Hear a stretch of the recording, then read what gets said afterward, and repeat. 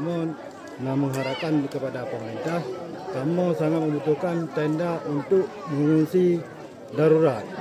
Dan yang hanya rumah kami hanya 4 duk, jadi kami mulai ke pemerintah tenda yang sangat kami membutuhkan.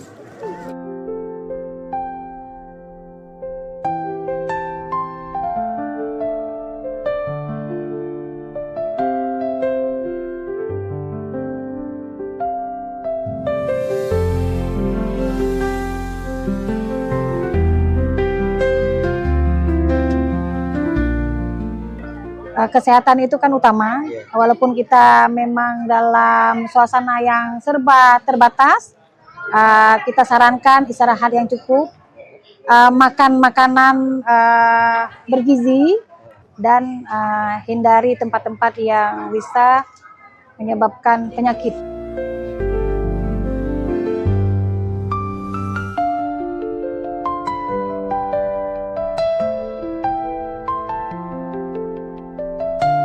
Tim penggerak PKK Aceh bersama Kemenduk Bangga BKKBN Provinsi Aceh bersama pemerintah Kabupaten Pidijaya dan Kampung Karahmane dan Sanding bangkit dan